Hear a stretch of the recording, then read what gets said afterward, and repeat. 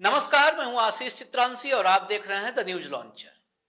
2013 यानी करीब करीब 10 साल का वक्त गुजर चुका है। ये 11वां साल है जब भारतीय जनता पार्टी पर पूरी तरह से एक शख्स का शिकंजा है, मोदी। और मोदी के साथ उनके सहयोगी, जोड़ीदार, जो भी कहें, गुजरात लॉबी, उनके सबसे अभिन्न सहयोगी, विश्वास पात्र, स्वयंभू चाणक्य अमित शाह। 11 साल में भाजपा के भीतर कोई फैसला ऐसा नहीं हुआ जो बगैर प्रधानमंत्री मोदी या अमित शाह के इशारे के हुआ हो, बिना उनकी सहमति के हुआ हो, उनकी मर्जी के खिलाफ हुआ हो। ऐसा एक भी फैसला नहीं मिलता है। लेकिन 11 साल बाद उसी भारतीय जनता पार्टी से एक ऐसा फैसला आया है जिसने मोदी की कमजोर नस को बीजेपी के भीतर ही उजागर कर दिया है। क्या ये कमजोर नस 11 साल से जिस पार्टी पर सिर्फ मोदी का शिकंजा था, उस पार्टी के भीतर के बड़े नेताओं को और संघ जो पिछले 11 साल से मोदी के पीछे चलने को मजबूर थी, जो संघ भाजपा को दिशा निर्देश देती थी, उसके लिए गाइडलाइंस बनाती थी, जिसके पीछे भाजपा चलती थी, पिछले 11 साल से वो संघ जब प्रधानमंत्री मोदी के पीछे पीछे चलने को मजबूर हो गया, क्या इस कमजोर नस को वो संघ समझ पा रहा है? एक फैसले ने प्रधानमंत्री की 11 साल की ताकत के पीछे जो कमजोर नस दौड़ रही थी, उसको दबा दिया है। और यह सवाल भी पैदा कर दिया है कि क्या मोदी परिवारवाद से जरा भी दूरी नहीं रखते हैं, जरा भी ऐतराज नहीं करते हैं? क्या मोदी भ्रष्टाचार पर भी प्रहार की कोई ठोस मंशा नहीं रखते हैं? यानी मोदी को परिवारवाद और भ्रष्टाचार से कोई गुरेज नहीं है। उन्हें अगर डर है तो सिर्फ हार का डर है, कुर्सी जाने का डर है। और ये डर ही इस कमजोर नस को सामने ले आया है। इस फैसले को समझने के लिए कर्नाटक में जो बड़ा परिवर्तन हुआ है, वहां कर्नाटक की तरफ रुख करते हैं और फिर समझिए कि यह कमजोरी क्या है। कर्नाटक में नए प्रदेश अध्यक्ष की नियुक्ति हुई है भाजपा में। 6 महीने से खाली पड़ा प्रदेश अध्यक्ष का पद। हालांकि खाली नहीं इसलिए कहते हैं क्योंकि नलिन कुमार कतील इस पद पर कायम थे। 2019 में वो प्रदेश अध्यक्ष बनाए गए थे, 3 बार के सांसद हैं। 2022 में कार्यकाल पूरा हो रहा था, 3 साल का कार्यकाल। विधानसभा के चुनाव थे, कार्यकाल बढ़ा दिया गया। बुरी हार मिली, लेकिन बीजेपी को कुछ समझ में नहीं आ रहा था प्रदेश अध्यक्ष किसे बनाए। अब कर्नाटक में बीजेपी ने नया प्रदेश अध्यक्ष बनाया है विजयेंद्र को। ये विजयेंद्र बीएस येदियुरप्पा के पुत्र हैं, छोटे पुत्र। बड़े पुत्र राघवेंद्र हैं, वो सांसद हैं शिवमोगा से। और पहली बार विजयेंद्र उसी शिवमोगा जिले की शिकारीपुरा सीट है जहां से पहली बार विधायक बने हैं। 2018 में मैसूर की वरुणा सीट से टिकट मांग रहे थे। और यही मोदी शाह की भाजपा है जिसने बीएस येदियुरप्पा के छोटे पुत्र विजयेंद्र को विधानसभा चुनाव लड़ने लायक भी नहीं समझा था, टिकट भी नहीं दिया था, और अब प्रदेश अध्यक्ष बनाया है। पूरी कहानी समझने के पहले कर्नाटक चैप्टर समझना जरूरी है और इससे सब कुछ साफ हो जाएगा। विजयेंद्र को प्रदेश अध्यक्ष बनाते समय लाल किले से इसी 15 अगस्त पर जोर जोर से नारे देने वाले परिवारवाद भारत छोड़ो, भ्रष्टाचार भारत छोड़ो, ये नारे पूरे दमखम से लगाने वाले प्रधानमंत्री कोई ऐतराज नहीं रख पाए।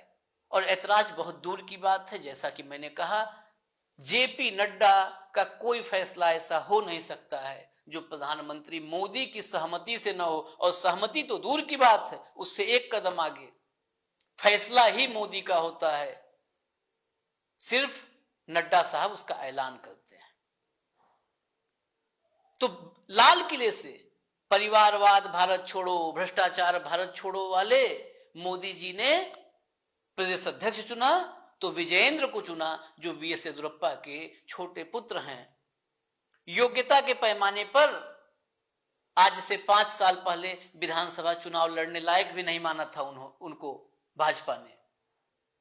2020 में येदियुरप्पा मुख्यमंत्री थे तो उनको संगठन में उपाध्यक्ष बना दिया गया था। भाजपा के संगठन के भीतर उपाध्यक्ष की क्या सांगठनिक भूमिका होती है आप बखूबी समझ सकते हैं। भ्रष्टाचार की बात करें तो कर्नाटक में बीएस येदियुरप्पा भ्रष्टाचार जिनके कार्यकाल में पहचान बना, कर्नाटका में भ्रष्टाचार के सबसे गंभीर आरोपों से घिरे रहे, उसी बीएस येदियुरप्पा के पुत्र हैं। परिवारवाद की बात करें तो बीएस येदियुरप्पा मुख्यमंत्री रहे, भाजपा के सबसे बड़े चेहरे रहे कर्नाटका में। बड़े बेटे राघवेंद्र सांसद हैं और छोटा बेटा प्रदेश अध्यक्ष है। अब इस सबसे अलग जो मैंने कहानी शुरू की थी, जहां से कि कमजोर नस पकड़ी गई एक फैसले से, उस कमजोर नस को समझने के लिए पिछले विधानसभा चुनाव जो कर्नाटका में हुए वहां चलते हैं।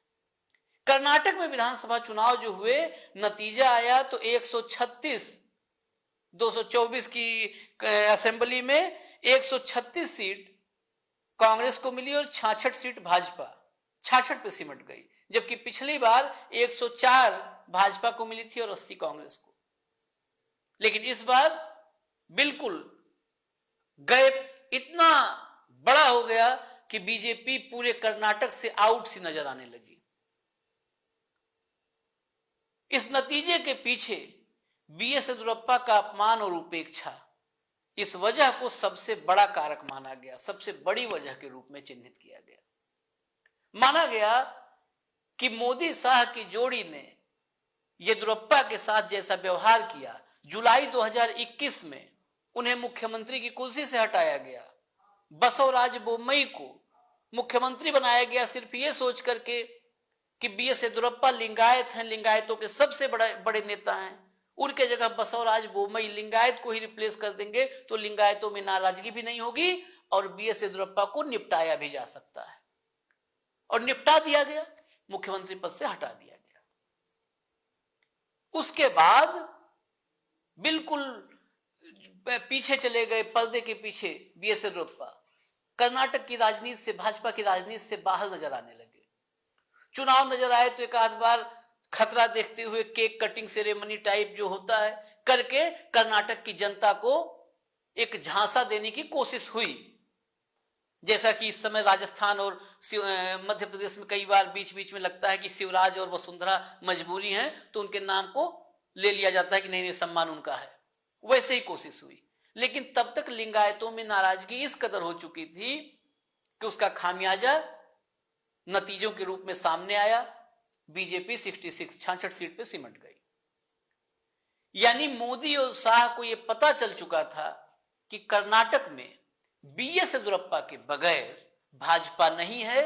मोदी को जो मुगालता था, जो गलतफहमी थी, खुशफहमी थी कि नहीं मोदी सबसे बड़ा ब्रांड है जो कहीं खड़ा होकर के चुनाव जिता सकता है, कर्नाटक भी मोदी के चेहरे और मोदी के नाम पे लड़ेंगे, कर्नाटक की जनता ने रिजेक्ट कर दिया मोदी को। और मोदी का ये सामान्य रिजेक्शन नहीं था, ये भयंकर रिजेक्शन था कर्नाटक से। और उस भयंकर रिजेक्शन के बाद जब 24 की कुर्सी खतरे में आई तो मोदी और शाह की जोड़ी ने बीएस येदियुरप्पा के परिवार के सामने घुटने टेक दिए, सरेंडर कर दिया, क्योंकि ये यकीन हो गया था मोदी शाह की जोड़ी को, कर्नाटका में बीएस येदियुरप्पा के अलावा कोई झंडाबरदार नहीं हो सकता, कोई सेनापति नहीं हो सकता है भाजपा का, जिसकी अगुवाई में भाजपा वहां पर जीत हासिल करने के बारे में सोच सके। तो जब कुर्सी पर खतरा नजर आया तो वो परिंदा भी पर नहीं मार सकता वाला जुमला भी किनारे रख दिया, भ्रष्टाचार भारत छोड़ो, परिवारवाद भारत छोड़ो, उसको भी झोले में डाल दिया और कमान सौंप दी उनके परिवार के हाथों में। अब ये बात सिर्फ कर्नाटक की, पूरे कर्नाटक की पृष्ठभूमि समझने के बाद अब अन्य राज्यों में चलते हैं। यहां से यह समझ में आया, जिस कमजोर नस की बात मैं कर रहा था कि कमजोर नस पकड़ी गई, वो कमजोर नस ये है कि मोदी और शाह ये जिताने वाले, जो पार्टी में जिताने वाले नेता हैं, जो अपने राज्यों में जिता करके देते हैं, उनकी अहमियत इनकी नजर में शायद नहीं होती है। यह सवाल क्यों किया कि शायद नहीं होती है? आप बताएं होती है कि नहीं होती है? उसके उदाहरण हैं। 2017 के चुनाव में जब उत्तर प्रदेश में भाजपा गई तो जिस फेस को लेके गई थी, जो सबसे बड़ा चेहरा था पिछड़े वर्ग का, वो केशव प्रसाद मौर्य का चेहरा था। और उत्तर प्रदेश के भीतर ये परसेप्शन भी था, पिछड़ों के बीच ये चर्चा भी थी कि भाजपा अगर सरकार में आएगी तो केशव प्रसाद मौर्य मुख्यमंत्री बनेंगे। भारी भरकम जीत मिली उस चुनाव में। उस चुनाव के नतीजे आने तक योगी आदित्यनाथ मुख्यमंत्री की रेस में कहीं आसपास नहीं थे। एक पिछड़ा चेहरा जिसने मजबूती से पार्टी को पिछड़ों तक पहुंचाया, उनके भीतर पहुंचाया, उनके बीच पहुंचाया। चुनाव के नतीजे आए, बम्पर जीत मिली और वो मक्खी की तरह किनारे कर दिया गया निकाल के। डिप्टी सीएम का झुंझुना पकड़ा दिया गया और स्टूल वाली तस्वीरें तो पूरे देश ने देखी है। मुख्यमंत्री योगी आदित्यनाथ, ठाकुर, सवर्ण, राजपूत, पिछड़ा आउट। इसके अलावा असम चलते हैं। सर्बानंद सोनोवाल, एक पूरा हुआ कार्यकाल उनका, फिर सोनोवाल के चेहरे पर चुनाव में गए। असम में जीत मिली बीजेपी को, अच्छी जीत मिली, लेकिन सर्बानंद सोनोवाल की सियासत और सियासत का स्टाइल, वो नफरत वाला हार्डकोर जो इंस्टिंक्ट चाहिए था, वो मिसिंग था। सोनोवाल आउट। हिमंता विश्व शर्मा, जो उस एजेंडे पर धार देने के लिए बेहतरीन ऑप्शन लगे, हिमंता की ताजपोशी हो गई। जिताने वाला फिर मक्खी की तरह निकाल करके किनारे। त्रिपुरा में पहली बार एंट्री हुई, जिस प्रदेश में बीजेपी का कोई नाम लेने वाला नहीं था, उस प्रदेश में एंट्री होती है। विप्लव देव, कार्यकाल के बाद अगली बार बड़ी मेजॉरिटी से सरकार नहीं बनी, लेकिन बनी, सरकार बनाने में कामयाब हुई भाजपा, और माणिक साहा की ताजपोशी हुई, विप्लव देव आउट, बाहर। ये भाजपा के भीतर जो लोग समर्पित होकर के चुनाव जितवाते हैं, उस जीत के बाद वो आउट इसलिए हो जाते हैं कि जीत का क्रेडिट सिर्फ एक जगह जाता है, वो है प्रधानमंत्री के चेहरे मोहरे औरे के भीतर, उसको समाहित कर दिया जाता है। सिर्फ वहीं पर जीत का माल्यार्पण हो जाता है, फूल गुलदस्ते और बीजेपी के हेडक्वार्टर में भव्य स्वागत समारोह, जिसके जरिए ब्रांड मोदी हर दिन मजबूत किया जाए कि जीतता है कौन, सिर्फ ब्रांड मोदी, और हारता है कौन, फिर वो छोटे छोटे नेता होते हैं प्रदेश के। तो जिताने वालों को इसलिए किनारे कर दिया जाता लेकिन कर्नाटक ने यह दिखाया, कर्नाटक इस फैसले ने मुहर लगा दिया कि कुर्सी जाने से डर लगता है साहब।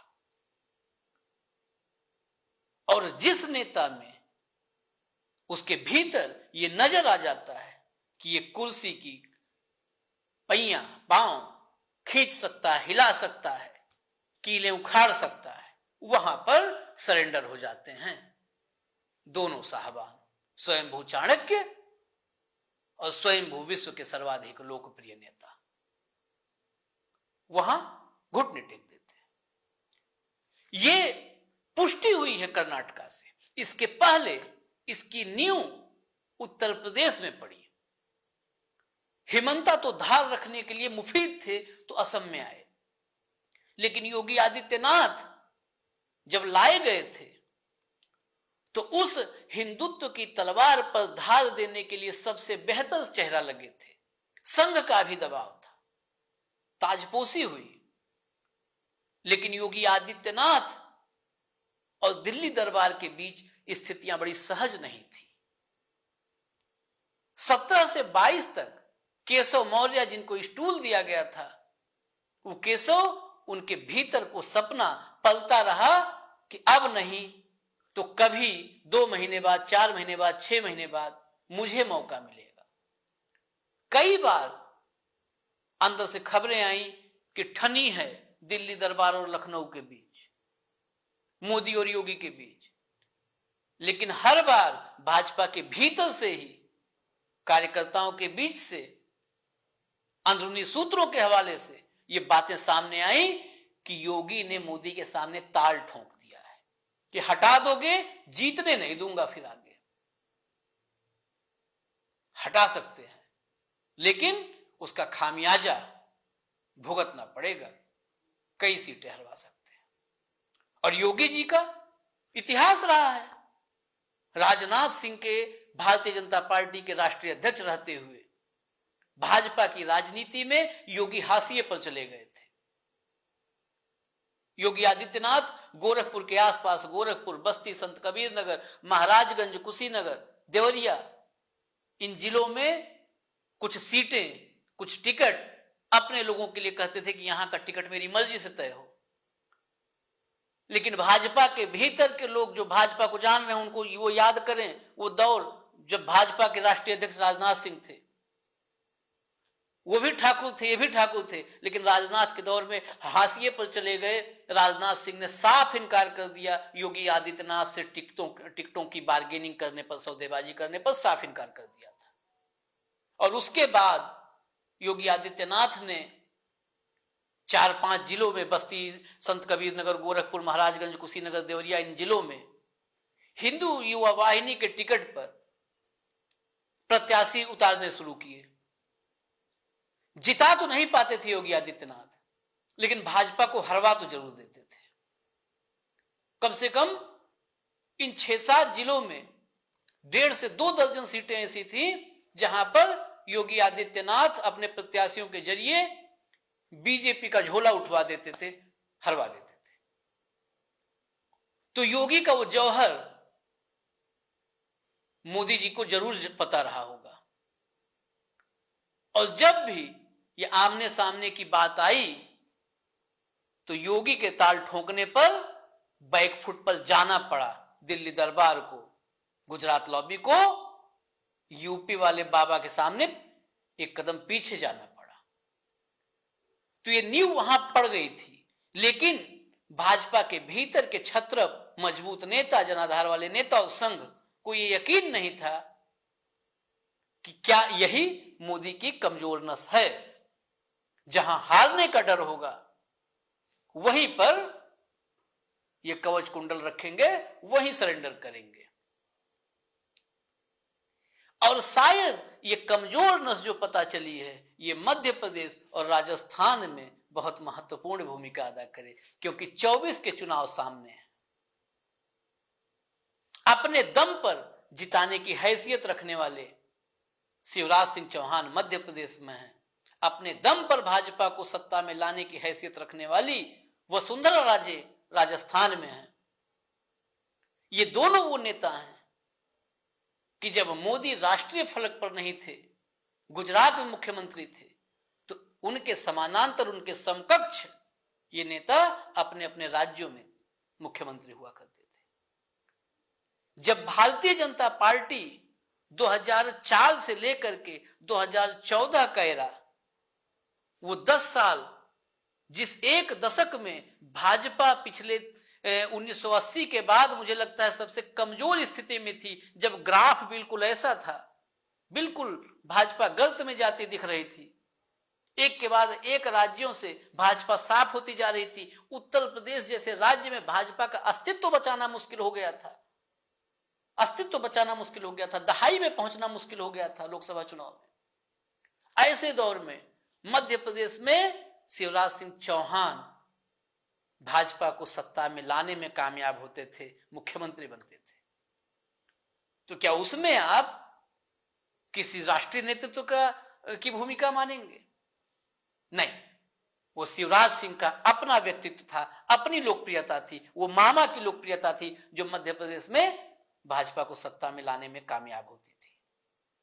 ऐसे ही उसी दौर में राजस्थान में वसुंधरा का, रानी सा का, महारानी सा का वो रुतबा था, वो हैसियत थी जो अपने दम पर राजस्थान में भाजपा की सरकार बनाने में कामयाब होती थी।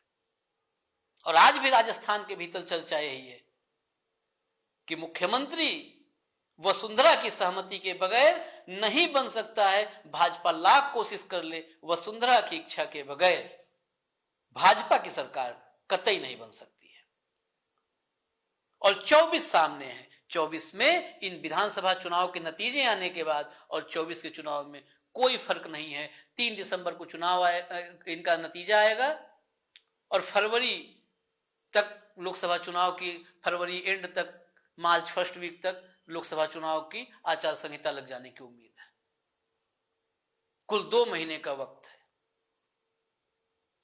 जीते तो जीते, लेकिन अगर हार गए तो ये शिवराज सिंह चौहान और वसुंधरा राजे बीएस येदियुरप्पा की कड़ी में अगले हीरे होंगे। जो माला बन रही है कमजोर नस वाली, उसमें ये अगले मजबूत कड़ियां होंगी, क्योंकि यहां सरेंडर नहीं किया तो दिल्ली से झोला उठना तय मानिए। और आखिर में इस पर आप भी अपनी राय दीजिए कि क्या वो वक्त आ गया है, एक दशक के बाद, जब सत्ता से जुड़े रहने की, कुर्सी को पकड़े रहने की मोदी की सबसे बड़ी कमजोरी यानी कमजोर नस, कुर्सी कमजोर नस है। कमजोर नस हराने वाले नहीं हैं, कमजोर नस जिताने वाले नहीं हैं, कमजोर नस कुर्सी है। क्या वो कुर्सी ही वो कमजोर नस है जिसकी वजह से मोदी कहीं सरेंडर कर सकते हैं? इस सवाल का जवाब कमेंट बॉक्स में आप जरूर दीजिएगा। फिलहाल मुझे इजाजत दीजिए। न्यूज लॉन्चर आप देखते रहिए। नमस्कार।